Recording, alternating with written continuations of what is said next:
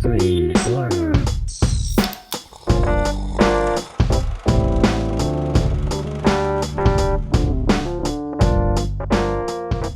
Hello and welcome to Screen Slurps, the movie review podcast where we discuss the good, the bad, and the savage in the world of cinema. I'm Adam Meisner. And I'm Laura Herlocker. And I need you to pass me the haggis, boy, because I'm going to go and slay the sea beast. You need haggis to slay a sea beast? I always need haggis, no matter what. You gotta eat a whole bunch of haggis before you go so you feel all powered up and ready to go. I feel like the Captain Crow in this movie would have been eating a haggis the entire time. Did you choose haggis because we just watched recently So I Married an Axe Murderer? Maybe. And because he had remember, haggis. he orders a haggis from her. He does. He does order a haggis from her. But there are some Scottish accents in this movie too, kind of. So that probably pretty much. The two things combined is then why you chose haggis. There's always a haggis. In a lot of the movies we watch, it always ends up with haggis. Well, anytime I feel like Scottish, it's like stereotypical, right? Like anytime we have a Scottish character, we gotta mention the haggis. Like anytime we have Americans, we gotta have a hot dog. It's screenwriting 101, everybody. If you want to become the best film writer out there, you just got to dive right into the stereotypes, man. That's all everyone ever does.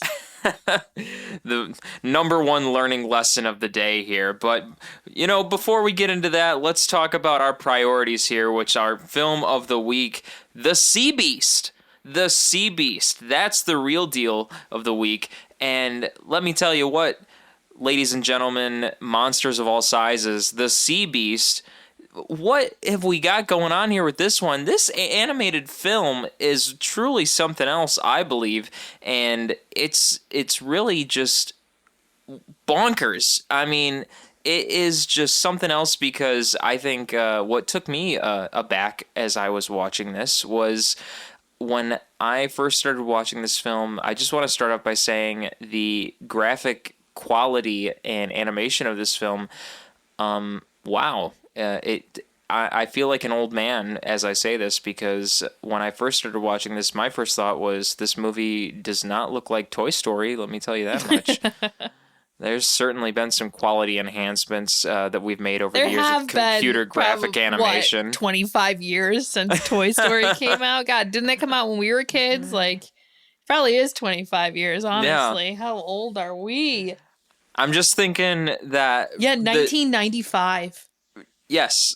The years that we've made from the beginnings of computer graphic animation, from watching what was, you know, the beginnings of Pixar when they were coming out with animated movies and thinking they were top dog, and here we are now with The Sea Beast, which, by the way, was not produced by Pixar, but my point being, it's computer graphic animation. It just looks astounding to see the quality of what this movie looks like. Amazing. It's really looking good. But we'll get into the details, the nitty-gritty of all of that as we continue on. But before we get into the deep details of everything about the Sea Beast, we're going to talk about our side slurps of this past week. That's right, our side slurps. What that means is the things that we've done other than watch the movie of the week. Things like watching other TV shows, other movies, maybe going around and petting some random cats or dogs around the area of Chicago, because that's where me and Laura are. Laura, what have you been up to this past week? All right, let's get into this. TV shows. We finally finished season 2 of both Dexter and Stranger Things. So that's a big accomplishment for Stranger us. Things and Dexter have both been around for quite some time, you can tell we're rewatching people. You can just tell that Laura and I just like to take our time. So we like to watch old things, you know. We started season 3 of Dexter last night, but Adam over here fell asleep, so we're gonna have to rewatch that episode, I think. You know what? We do a lot of things. No, I'm not blaming you for falling asleep, babe. That couch, we have a newer couch. It is so comfortable. You lay on that thing and probably within 5 minutes you're going to be asleep. I get it. I'm not blaming you for falling asleep. Not at all. I feel like a Pokemon trainer when I come home from work. I've just been out catching them all day. And What's the Pokemon that always falls asleep? Snorlax? Yeah. That's me. I've been out trying to catch them all day, and then when I finally come home after I've been doing it like Ash catch 'em all day, I sit on that couch and instantaneously Lay your weary boom. head. Yeah, honestly, the couch is like a trap. I don't know, a sleep trap, something. Anyway, other than those two, I also, in this past few days, am binging Ted Lasso. Apple TV Plus, whatever it's called, series with Jason Sudeikis. Let me tell you, I was not all that excited about Ted Lasso because it's like a sports show, right? Which isn't really my thing. I do love college football, but otherwise I'm not a super sporty person. But my dad was here this weekend visiting, and I was like, oh, my dad would probably like this, so let's put it on. I am hooked. When I tell you Ted Lasso is probably one of the greatest TV shows that's on today, like, I'm not lying to you. Ted Lasso is so good. Like, the writing is just amazing. The actors are all fantastic. The show is funny, but it's also like emotional and heartwarming, and you get so invested in the characters. And I don't even mean the main ones like Jason Sudeikis or his boss or like Roy Kent, even the side characters, like the old lady that owns the bar that they always go to, and the three, fans that are there, and just even like all of the different football players on the team. You just get so invested. Like, it is such a good show. It's great, and I think Jason Sudeikis plays it off He's so natural. good. Yeah. It's like you're just watching him being himself, basically. And I think they won quite a few Emmys last year, and then they were just nominated again this year. I know he was, and I think Hannah, who plays the woman that owns the team, I don't know why my mind is blanking on her name right now, but I think quite a few of them were nominated for like best acting for the Emmys, which is good. They deserve it. It's just so good. I'm in the middle of season 2 right now. I'm really worried that Roy and Keely are going to break up, and I love them so much. So we'll see. I'm getting a little nervous about everything. Other than TV shows, I'm still playing Genshin Impact. I've pretty much finished everything, though, that they released for the most recent update, the 2.8. So now I'm kind of stuck. I got to wait a few weeks until the next update comes out. But I think, Adam, you're going to be excited about this. That's a lie. The next update is a whole new world, like another kingdom or whatever. They're not kingdoms, but you know what I mean. Another region. And I am so excited. So, as if they didn't have enough regions already. There's going to be 7. There's only released 3. Oh, Lord. They've only released 3 so far. So how many characters are they going to have? Exactly. 40? There's so many characters. And I think I have more than half, but I'm missing like a lot. But that's what gets, like, that's the part of the game. They're so smart. That's what makes you want to play more. Because I'm like, oh, I need this character. Or like, oh, I just got this one. I need to level them up. So I got to play more. Like, it's and ridiculous. It's free, but they get you because they're like, oh, if you pay for this, you can get this character. Or, you can get like extra things to level up. Like, they're smart. The developers of that game are smart. That's how they get you with mobile games, though, too. Yeah, they're calling them like gacha, right? Aren't they called like gacha games or something? Pretty much, because then you just keep on going and going. Yeah. It's like Duolingo, too, you know? It's so good. I don't know. If anyone hasn't played Genshin, I love it. I think it's great. Adam has never really played it. I think you won't, but you should. You need it to get me. I'm also really excited because Stray, the new game, is available on PlayStation Plus for free, like if you're a member, which Adam is. So I definitely think tonight maybe Adam and I will play a little bit of Stray where you get to be a kitty cat. That's good. Just go around as an orange tabby. And then you get to do like cat things, like knock stuff off of tables and scratch carpets. And, if it's our cat, you also got to include peeing on stuff. Yeah, I mean, who doesn't want to do that? Who doesn't want to go around and pee on everything? But yeah, I got a lot of side slurps this week. I could keep going. I finally caught up on Lore Olympus, the webtoon that I read. That is like a retelling of Hades and Persephone. So good. Like I said, my dad was in town this last weekend, so we hung out with him, watched some movies, built some furniture, things you do with your dad.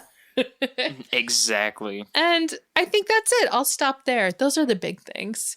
Yeah, and to go off what Laura was just saying, her dad was in town. We went to the Burger Fest that we live right by that was just happening this past weekend.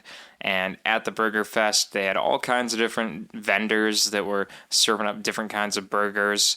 But we tried one that was pretty good, and I thought it was pretty good. There was also a band that was performing at the time doing some No Doubt covers. So Yeah, that was for fun. all the No Doubt fans out there, we were enjoying a version of Hella Good while we were enjoying a our hella burger. good Eating a burger. Hella Good burger. What did we get it from Fatso's Last Stand? I think so. I think there were so many burgers. Yeah. I'm like, which one did we eat? We also had this funnel cake that was, holy crap, so That was hella good. good. Yeah. So not something I usually get, but man, was that funnel cake something else. We smashed that, the three of us. That was good. So other than that, yeah, we got that. We got some furniture from IKEA, put that together. It was a crafty weekend that we Yeah. had. And to go along with my first comment this episode about requiring some haggis, Laura's dad and I and Laura all watched the classic film Crash. What does that have won to do with the- haggis? It was directed by Paul Haggis. Full circle. Full circle. What? And that film won the Academy Award for Best Picture. Which, don't ask me how. So, Ladies and gentlemen, and all those in between, I am not a fan of that movie. How did it win Best Picture? It was good. It was just like too much. yeah, versus Brokeback Mountain. Yeah, Brokeback and Mountain should've also won. against Capote. Yeah, Brokeback Mountain should have won. Or Hands down. Capote. Hands down. No, Brokeback Mountain. Hands down. I mean, to each their own, but, you know, that can be an episode of itself another time. But go ahead and give Crash a viewing and some thoughts on your own. It's I mean, it's it has a something good. else. It has good points in it. It's just a whole movie about racism. Yeah, which obviously, like, we need to discuss that issue, but it was just so much. You know what I mean? Just like he tried to do too many things that nothing really had a big impact. That's how I felt. Yeah.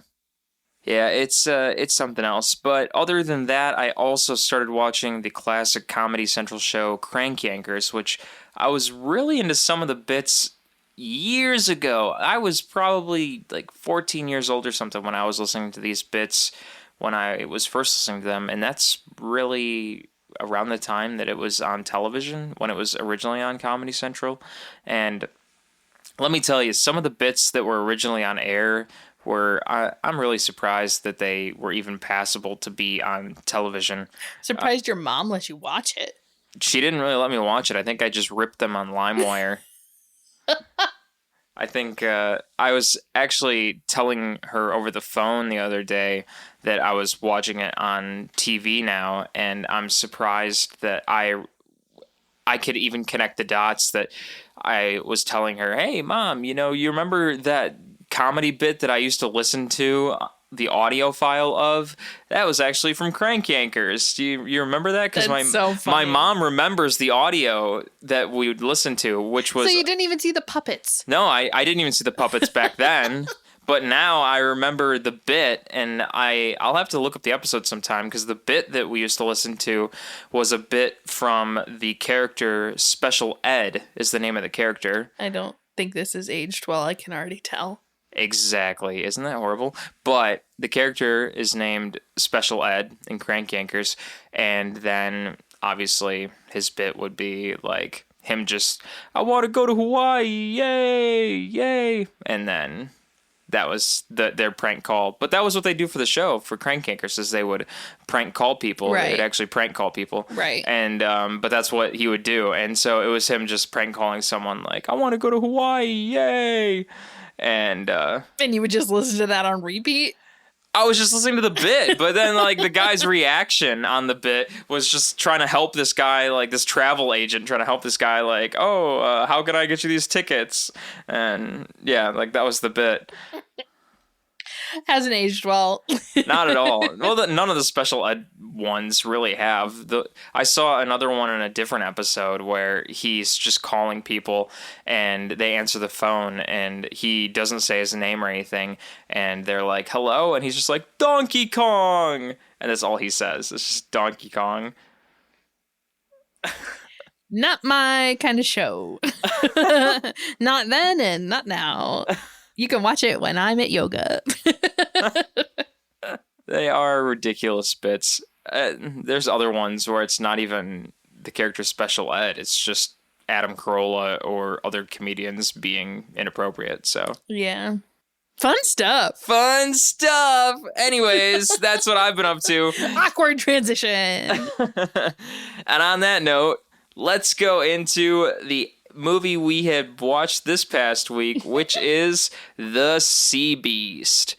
That's right, The Sea Beast, directed by Chris Williams, with a screenplay by Chris Williams and Neil Benjamin, a story by, you guessed it, Chris Williams, produced by Jed Schallinger and, who did I just say? Chris Williams, starring Carl Urban, Zaris Angel Hator, Jared Harris, Marianne Jean Baptiste, and this was also edited by Joyce Arestia. Music by Mark Mancina, distributed by Netflix, and this was released in June 24th, 2022 in theaters. And Oh, it was in theaters? Yes, it was. Ah. And it was released on Netflix on July 8th. Oh, so it's fairly new.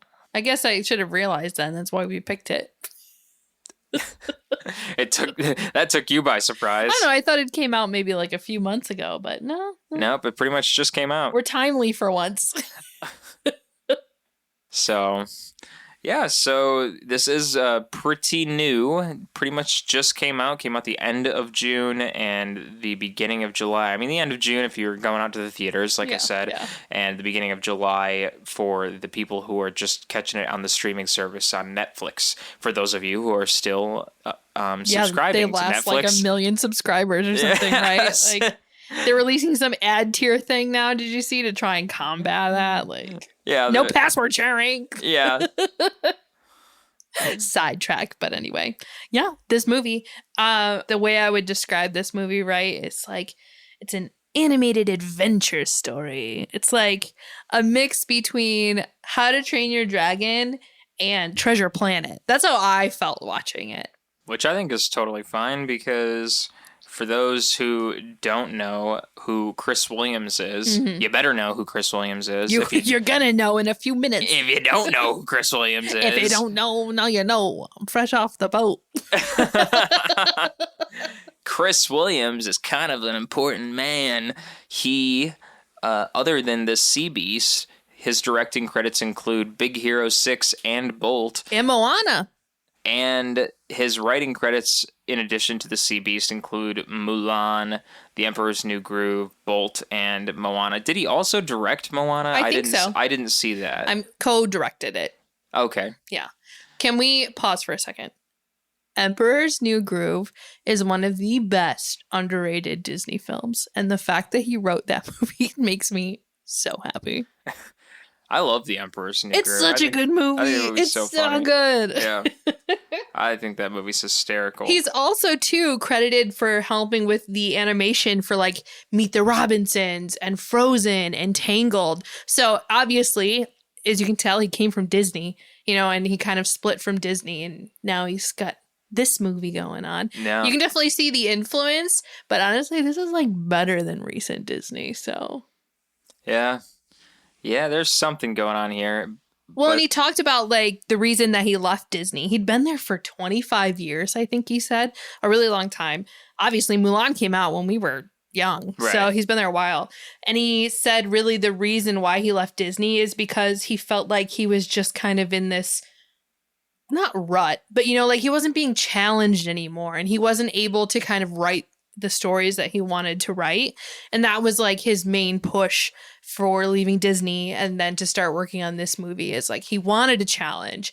And you can tell from the animation, as you already mentioned earlier, the animation is stunning. And like, I can't imagine how much work went into all the water. Like animating water is hard. Like that and hair, right? Those are kind of the hardest things. There's so much water in this movie, and not just static water, like they're fighting in the water. So yeah, you can tell, like, I don't think this movie could have been done at Disney just because the amount of, I don't know how much like Chris Williams, I feel like, put into this. Yeah, absolutely.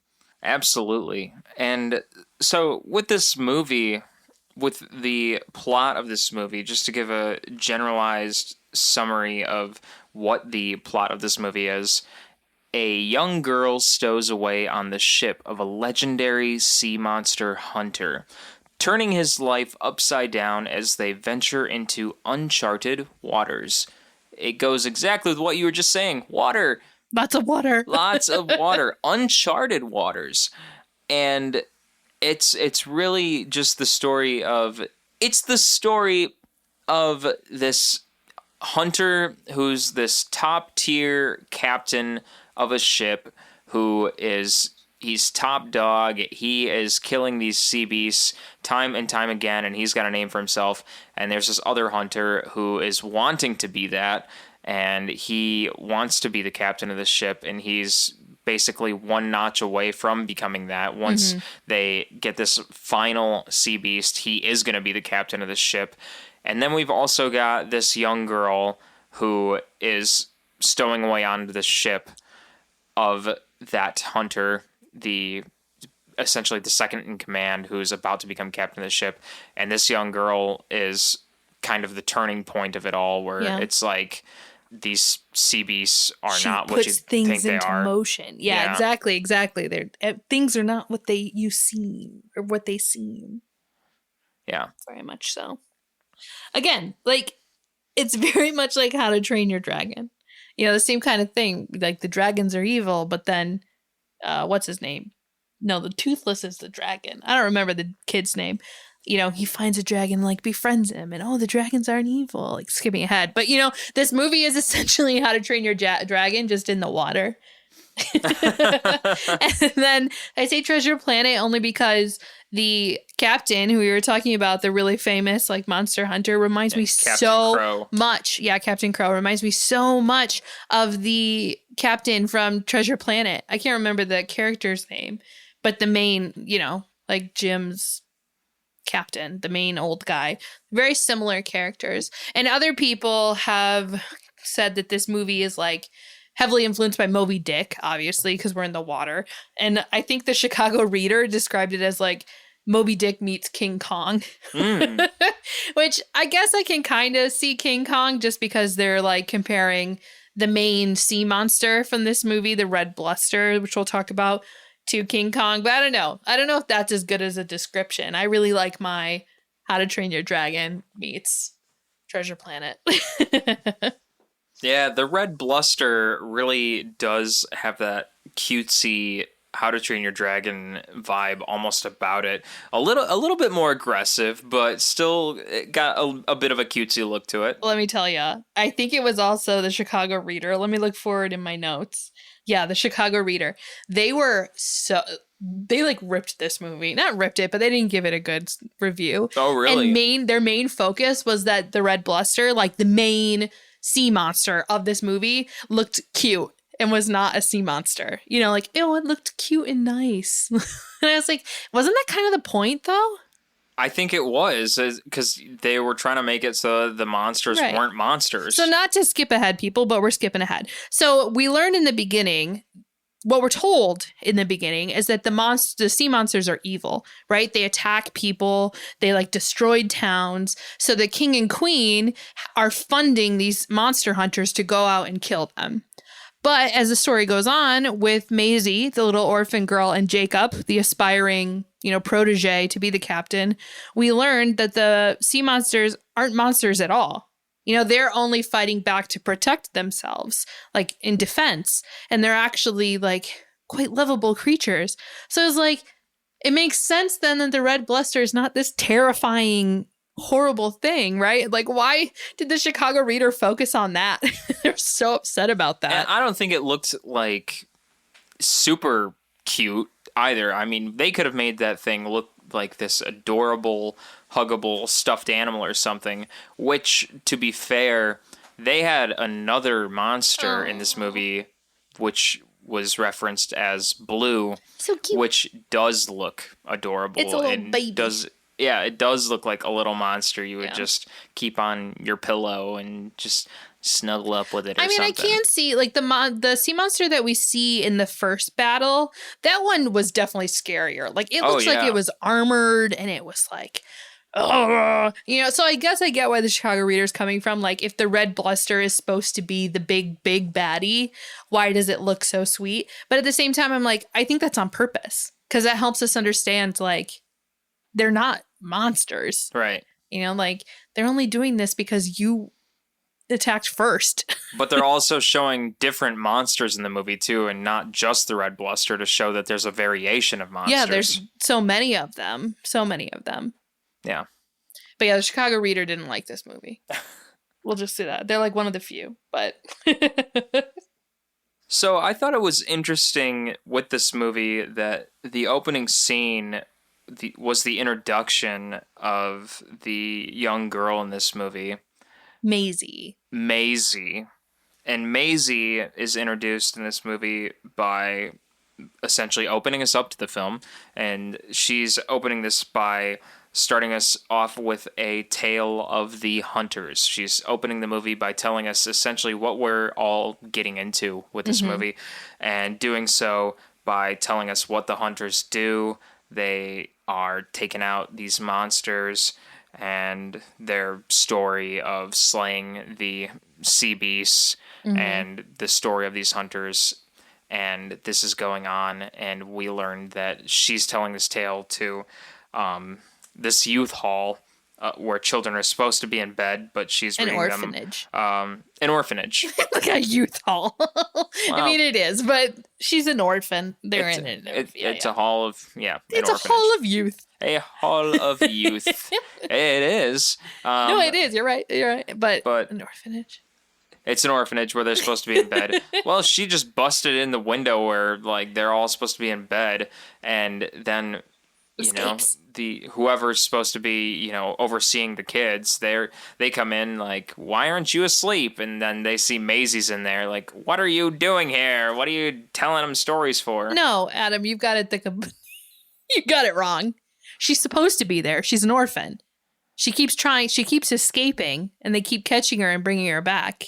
Remember? And then when the lady that's overseeing the orphanage leaves, tells them to turn the lights off and go to bed. She's like, Maisie, you're not going to try and escape again, right? And Maisie's like, no, I'm not going to escape. But then as soon as she leaves, she escapes. Oh, she's escaping the orphanage? Yeah. Oh. You got it backwards, babe. But after Maisie does escape from the orphanage, it cuts to the hunters out in the sea, off on an actual adventure to take out one of the sea beasts. One of the scary ones. Yeah, as we were talking about earlier, this sea beast does not look quite like our red pal, our red buddy. This sea beast does look pretty frightening. Mm-hmm. And as they are out on the adventure, they come across another ship on the sea. Which I'm not going to lie, that did get a little bit confusing, that it's like we got one hunter ship that's the main hunter ship. We got another ship of people trying to do their thing. Yeah, it's like Pirates of the Caribbean. Right. The main focus is Johnny Depp, but there's other pirates. I know. And they're both going to fight over, we got two pirate ships and we got a sea beast. The one was in trouble. They were kind of being overcome by the sea beast. So the inevitable, with Captain Crow and everyone, they were following the bluster, but then they saw that this other ship was in trouble, and they're like, we got to follow the code. So they then went to help the other ship so that they wouldn't be destroyed. And they become kind pirates. Yeah, but while trying to fight that monster, Captain Crow almost dies. Right. But he's saved, and that's when he tells Jacob, I'm going to name you captain, but first we need to catch the red bluster, because the red bluster took Captain Crow's eye. He's got an eye patch. Yeah. And he wants revenge. So he's like, we need to go and get the red blister, and then I'm gonna retire. Like everyone does. Yeah, like everyone does. So after all of that is said and done, then Jacob almost gets eaten by the sea beast a few times in the opening. I forgot to mention that, but Jacob almost gets eaten by the sea beast a few times. It's some intense action scenes. That's what I'm saying. The animation, like all of the water and everything going on, it's amazing. So Captain Crow almost gets murdered, as we mentioned. Great quote that's also mentioned. Every hunter dies a great death because every hunter lives a great life. Those are the words that I'll say every night to myself. Yeah. My mantra. Get that tattooed on my body. With a little mermaid girl. So when I move my biceps, she like does a belly. Like your Popeye or something? Yeah, uh-huh. As you eat your spinach. Oh, olive oil. Yes, and I also have that followed in my notes with the day we take the red bluster, you will be captain. Oh, look at you with these quotes. And Before they can go after the red bluster, though, they have to return to Three Bridges, where the king and queen reside, because their ship like took some damage during that battle. So like we need to go back. We gotta fix the ship, restock up, and then we are headed out to find that red bluster. But when they get back, they go to see the king and queen, and the king and queen are like, you have not been able to catch this thing. So you know what? You're out. We're no longer going to fund your war.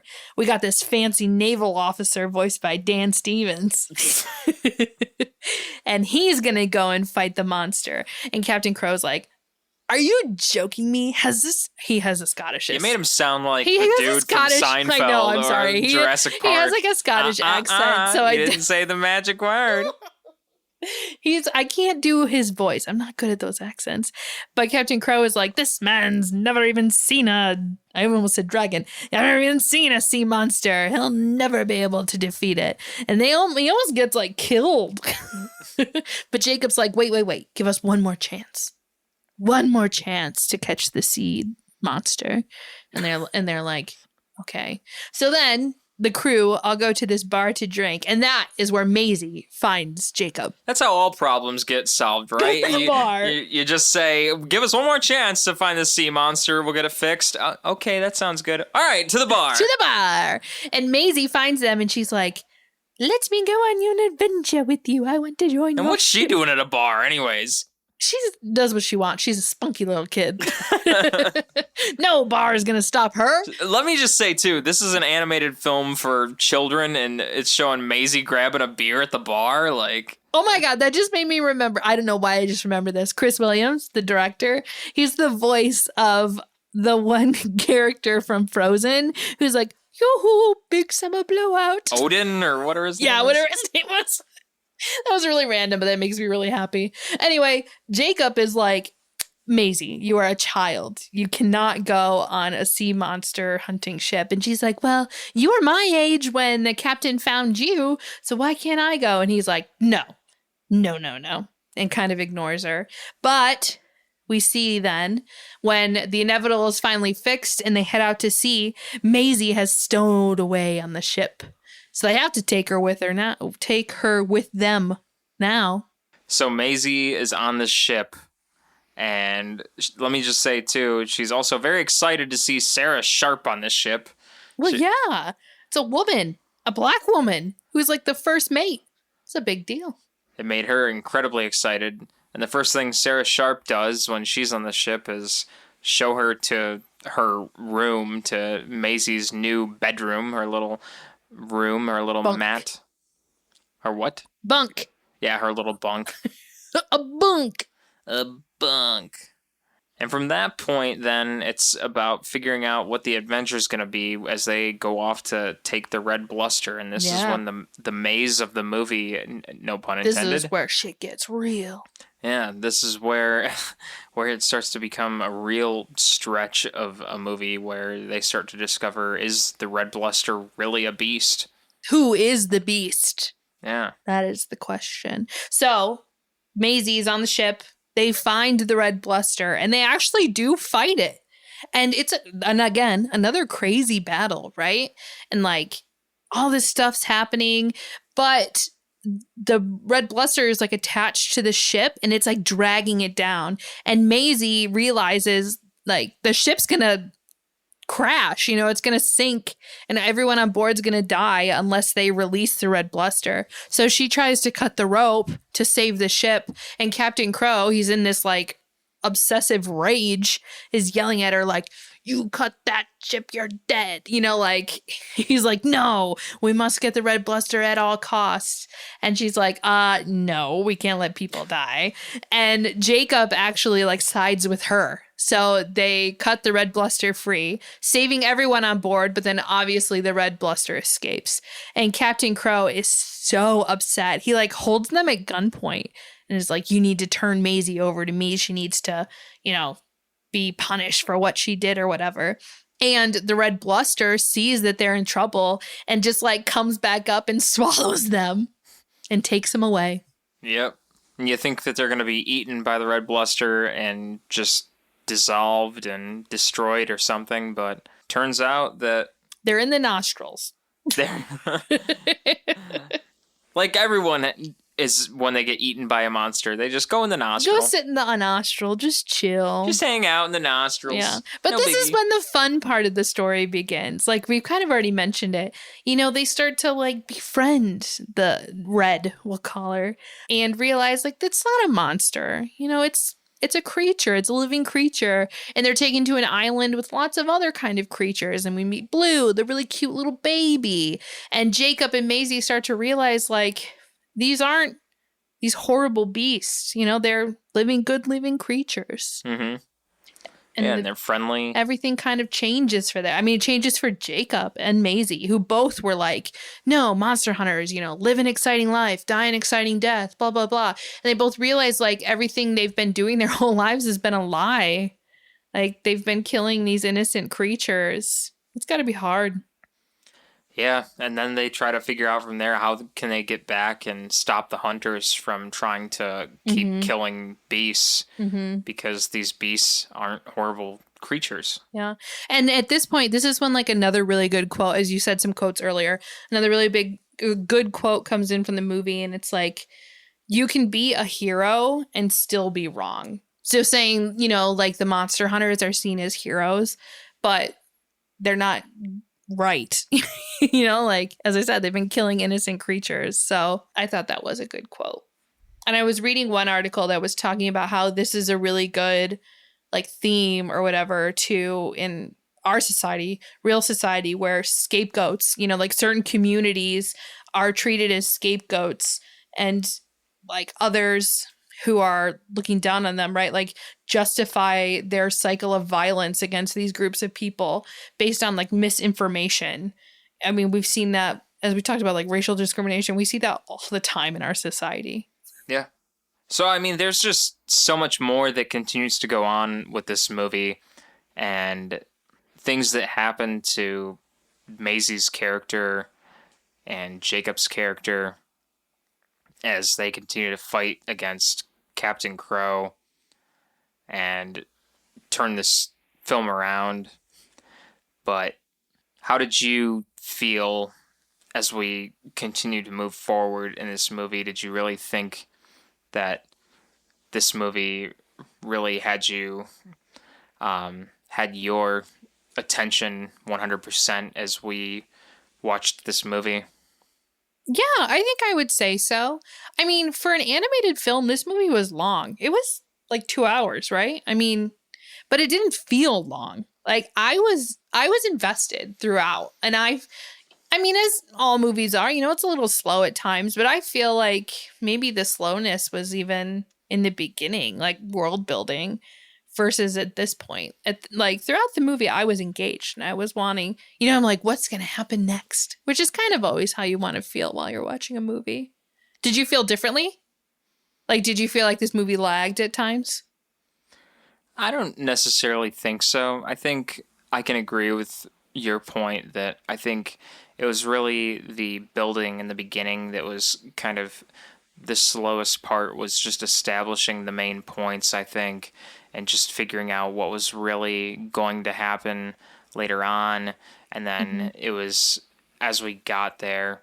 I think the action scenes were really what had my biggest attention, was watching the fights and things like that, because I think watching those play out, those are really intense every time something like that would happen. Yeah. Anytime there was a fight, to see the computer graphic quality and to see what would happen between the main characters and the supporting characters, because I never really knew what to expect, what was going to happen next. It really never had a definite ending in my mind. I could never really tell what was going to happen next. Yeah. I also really liked watching the development of the relationship between Jacob and Maisie. I thought that was done really well. Because in the beginning, Jacob is like kind of aloof, right? And Maisie's just this obnoxious little kid. But as you can see, as the story goes, like he really starts to care for her and see her kind of as like his daughter, maybe even, like taking her under his wing. And I liked watching the development of their relationship for sure. Yeah, I think, and looking at some of the main reviews from other critics about this movie, in the end, what we have now, some of the reviews from things like Rotten Tomatoes, it's looking like 94% rating right now from critics with Rotten Tomatoes and an 86% from the audience on Rotten Tomatoes. So it's really, really high up there Good right now. reviews, yeah. Roger Ebert also gave it 3 out of 4 stars, which I think is pretty good for Roger Ebert. And I think we didn't really talk about the ending, but I think the ending has some really good like morals and themes for kids, that should be discussed like children these days with their parents. So in the end, the inevitable does end up catching the red bluster. And instead of killing it, they take it back to the king and queen alive to kind of like showboat. And Captain Crow tries to kill the red bluster like in front of everyone, but Jacob stops him. And then Maisie and Sarah Sharp let the monster free, and they kind of expose the king and queen and say, these are innocent beings. Like, they're not evil. You're just telling us they were. Like, everything you've told us is a lie. And they're exposed, and, then kind of like a nice happy ending where then everyone realizes that the sea monsters are good creatures. Mm-hmm. And we see Maisie and Blue and Jacob kind of beginning their lives as a family. And it was a really nice ending. Yeah, absolutely. It's different to see something like that turn around and see that instead of having these heroic adventure types in the end kind of come forward and be like, we still need to be out there slaughtering and holding our treasure high. We just get these family characters come forward like, well, we need to be more like a family. Family's the most important thing. What I find so interesting, one of the fun facts I have, is that in the first iteration and showing of this movie, Maisie was not even in the movie at all.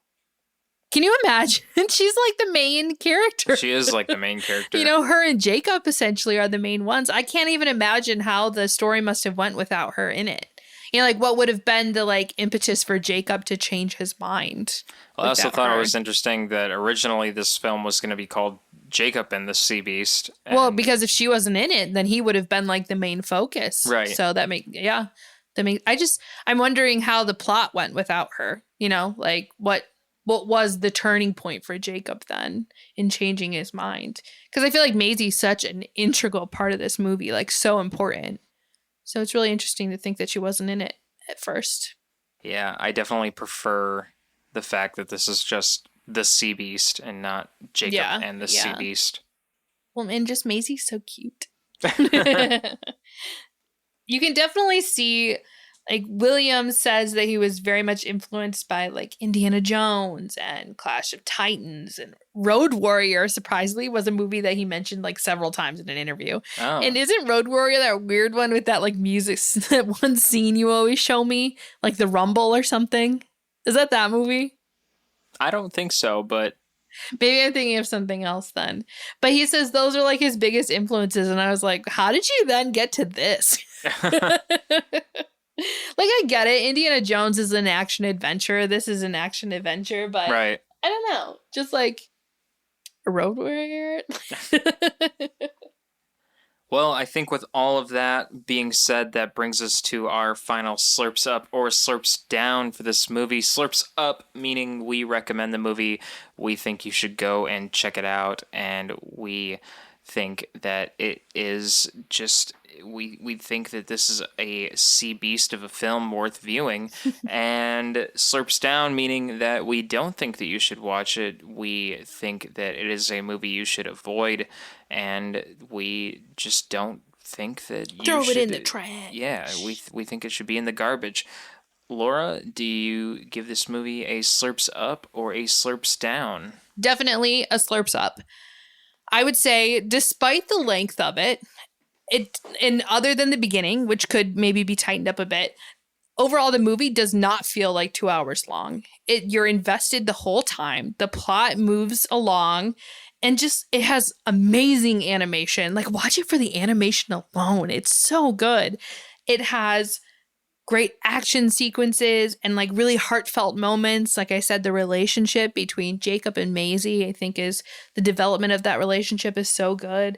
And I just think the real like moral and themes from this movie are really important things for kids to be learning and talking about, so we have a better society in the future and not, you know, what we have now. So I would definitely give this movie a big slurps up. Even if you don't have kids. I mean, Adam and I are in our 30s. Like, we loved this movie. So I think anyone could enjoy it for sure. What about you, Adam? I would certainly agree. I would definitely give this movie a slurps up, and mainly for just about everything Laura's telling you. I think this movie is fantastic animation. I think this movie has a fantastic message worth saying. And from what I was viewing in this movie, I think that really it was really digging deep into my emotions as a viewer for what it was telling me. I definitely think this movie is worth watching, and I think from really what I'm just saying, I'm just recycling the words that are coming out of my mouth, but from an emotional value, from what I was seeing on the screen, I think it was really digging into me as a viewer, and I think for that very reason, I think that it's worth watching. But to just go back on the first point that I was making, the animation quality of this movie, I think really was telling a tale of its own when I was watching this movie, and for that very reason, I definitely think give it a shot. Give this movie a shot on for your eyes. Watch this movie. And it is a slurps up from me for that very reason. And with that being said, that wraps it up for this episode of Screen Slurps. Be sure to follow us on social media at Screen Slurps on Instagram, Twitter, Facebook, and TikTok. And be sure to listen to us on Spotify, Ghana, or just about any other podcast streaming service out there. And if you enjoy what you hear, slide on over to Apple Podcasts and give us a 5-star rating. It will help us a lot. And if there's any crazy movies that you want to hear about, let us know. Leave a comment on one of our social media pages, and trust me when I say we will be sure to talk about it. So, closing out, I'm Adam Meisner. And I'm Laura Herlocker. Slurps up, and we will catch you later. Laters.